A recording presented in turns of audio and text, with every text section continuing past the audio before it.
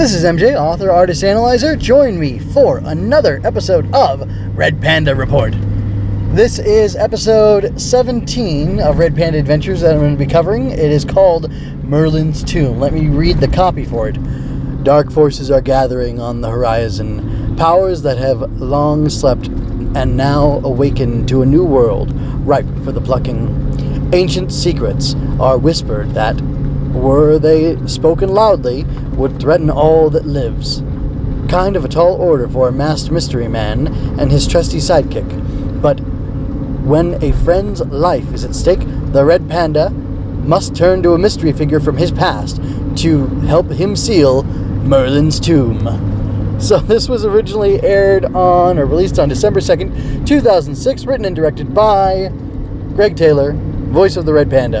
And wow. This episode was a lot of fun. This episode, I believe, is the first... Well, that's not true. I was going to say it's the first instance of mystical, magical relics and items being a large part of the Red Panda universe, but that's not true because the very first episode, which is referenced in this episode, which is Riddle of the Sphinx, is actually the first episode where we have mystical happenings. And I don't know if Greg Taylor decided from the beginning that he would have magic and mystical forces be a large part of the Red Panda universe, because that was not really present at all in the original Red Panda universe, the comedic parody 6-episode season of Red Panda. But, it's here. You got magic in the first episode, you got magic coming back here. I don't feel like there's been another magic in between the first and, from the second to the 16th episode. And, actually, that's not true. The second episode, the 16th episode, which was the previous one, does kind of feature magic. And I think, it's more of an alchemy. That's what it's called. And Minac, whose name I didn't remember last week, but of course I remember now when I'm not talking about that episode. Miss Minac, or Mrs. Minac, whatever she is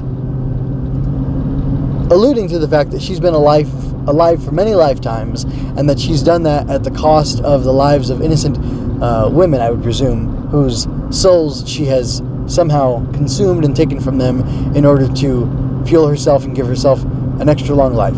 Maybe she's 200 years old. I speculated that last episode, and I'm not going to go on about it again.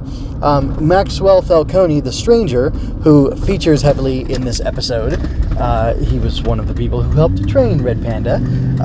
He mentions this, I don't know, I want to say Mordriel is the name of this guy, but that feels wrong. It's one of those names. It's one of those names. I think you'll know what I mean. But anyway, so the villain in this episode is this M fellow, and apparently he has existed for a long time, and it's kind of funny that he says kind of the same thing that Minac said, which is that he's been around for a long time, and he plans to be around for a lot longer, and that it's his great work, his magnum opus or whatever, that's keeping him doing these things and keeping him alive for so long, or that's his reason for living for so long, and that he plans to continue to do his work as long as he can and as long as he has to. And I don't know when, this is such a cool line, Maxwell Falcone, the stranger, left him at the borders of creation, I think that's what he called it. I don't know when that was. Was that when Max was young? Is it when he was an old man already? Mordriel certainly mocks Max for being such an old man now while he is young.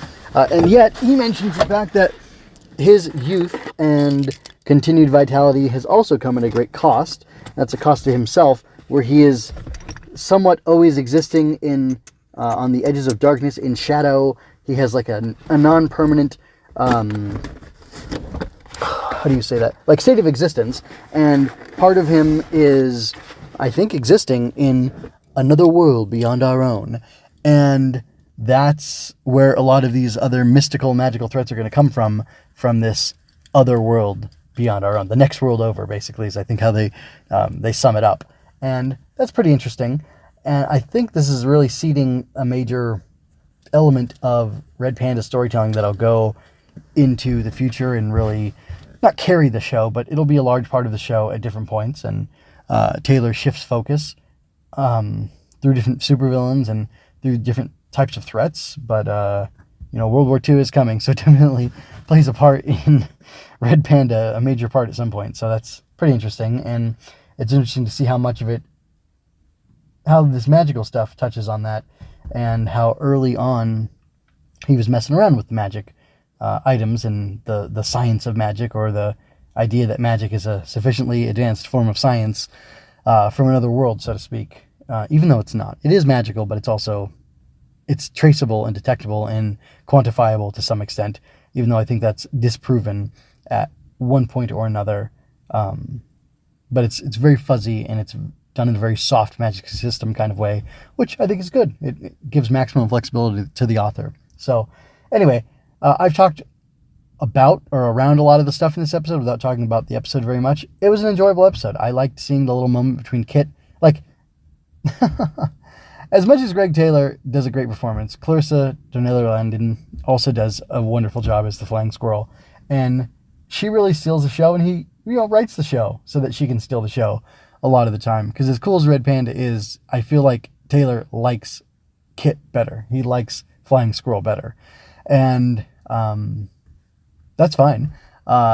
She does get a lot, and like a lot of the, there's a lot of mystery that's supposed to be preserved with Red Panda until there's less mystery that's supposed to be retained for him. And Kit's more of our point of view character who we get to see the world through.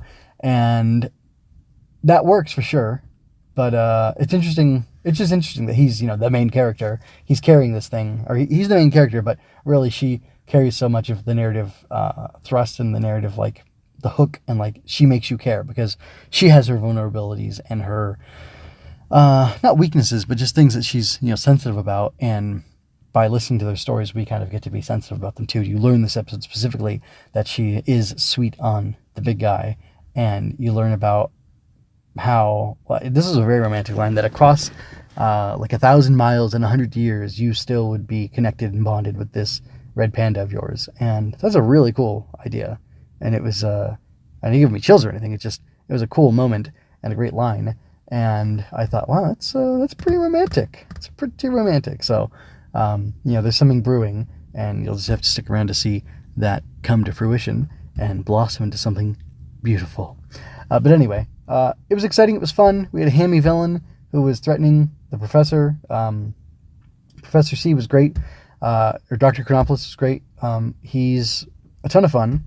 And I love him being cheeky and like resisting this, dark wizard or whatever. I love the guy's like, how could you say that after you were summoned here by my dark power, or carried here by my dark powers? And Chronopoulos quips, well, as I was unconscious at the time, I just as well assume that your dark sedan is what carried me here. That's such a great line.